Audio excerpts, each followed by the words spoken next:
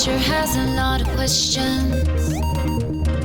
If you look, you can see them everywhere. Use your mind to define energy and time. It's more than just some numbers on a page. Let's go with SCO. Vectors, friction, motion. Let's go with SCO. It's a lot more fun with a little commotion. Curiosity is the remedy. All you really need's velocity. Let's go with SCO. Professor SCO. Let's go with SCO. Oh, oh, oh. Oh, oh, oh. Let's go with SCO. Professor SCO.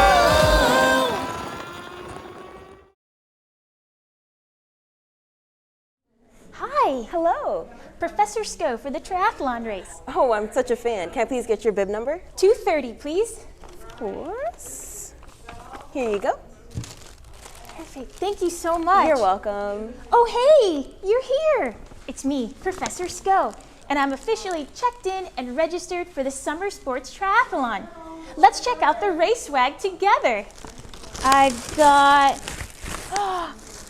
I get this dynamite t-shirt. Let's see. Ooh, my race bib, an official number, and ooh, this triathlon tracking Techie timer. These are so neat. These transponders use radio frequency identification, or RFID as we say in the science biz. This tiny little device I will wear around my ankle during the entire race. It will utilize a low power radio wave to receive, send, and transmit data. If you remember from our earlier video, Let's Go Light It Up, radio waves have the longest wavelengths on the electromagnetic spectrum and are not visible to the human eye. So, as I go across timing mats, say at the start line, finish line, and throughout the entire race, a tiny antenna inside the mat emits a radio wave that energizes this chip, which responds with my unique identification number, 230. And an RFID reader will receive this information and send it to a computer. Thanks to these high-tech timing systems, Rusty and Sparky can track my progress all throughout the day. I will even receive my race split times for each event and a very precise overall finish time. This is going to be so much fun. Hey, here's a question for you. Do you know which is longer, AM radio or FM radio waves? Don't know? Go to professorsco.com and click on In the Know to find out. All right, well luckily Rusty and Sparky have agreed to be my race crew and cheering squad. Remember, your crew is the glue that holds your race together. I'm just so excited. I'm gonna get to swim, bike, and run. But gosh, there must be so much involved in planning and executing a multi-sport event like a triathlon. Hey, you look like you know what's what.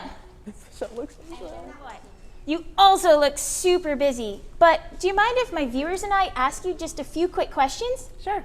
Okay, so what is your name and for how many years has Summer Sports been putting on these multi-sport events? My name is Michelle, and we've been doing these events in Clermont for 38 years. My goodness, so did you hear that? We're in the city of Clermont, Florida. And what makes Clermont a world triathlon destination? World Triathlon Destination is because it has beautiful hills, beautiful trails, so many great races, and we're surrounded by theme parks and beaches. Oh, wow. I mean, my brain can't even begin to imagine the logistics and community coordination needed. What all goes into planning a big triathlon? There's so much that goes into it, from permitting to signage, tons of paperwork, logistics, managing crews and volunteers and equipment and t-shirts and bags and all kinds of stuff. Oh, beakers.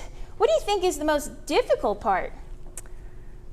Oh, that's a tough question. Probably all of the paperwork. There's so much that goes in when it comes to police and fire and medical. Wow, so given how much work it is, Michelle, why do you choose to do it? The rewarding smiles at the end. It's Aww. so much fun. That's amazing. Well, as a participant, I have to say thank you. We really do appreciate it. I'm kind of curious, what's the funniest thing or most surprising thing you've experienced since you started doing this? Oh, wow. There's so many things. I didn't know some of the stuff about the long distance races and people, what they do, have to do on their bikes. There's not restrooms always available, so that was one of the funniest things that I learned. And a lot of our viewers at home are kids. Can kids participate in triathlons? Absolutely. We have a race even for the littlest kids, 6 years and up, can participate. It's called the Tri-Kid Series. It's really fun. Be sure to check that out. Tri-Kid Series at Summer Sports. And lastly, if maybe one of our viewers is thinking about getting into the sport for the first time, what advice do you have for them? I would say it's very easy. There's a ton of resources online from usat.com, and just to talk to your friends, to other participants that have done it before, and like yourself. Awesome. Well, thank you so much for giving us just a little bit of insight into the very tough yet very rewarding job of organizing a triathlon. Absolutely. Thanks. You're welcome. Bye. Okay, SCO fans, all that's left is for me to hydrate, fuel up, get Sparky to stuff me into my wetsuit, and it's SCO time. Well, as Summer Sports would say, be inspiring. And of course, always remember to keep sciencing. You can see them everywhere. Use your mind to define energy and time. It's more than just some numbers on a page. Let's go with SCO. Vectors, friction, motion. Let's go with SCO. It's a lot more fun with a little commotion. Curiosity is the remedy. All you really need's velocity. Let's go with SCO. Professor SCO. Let's go with SCO. Oh, oh, oh. Oh, oh, oh. Let's go with SCO. Professor SCO. You look like you know what's what.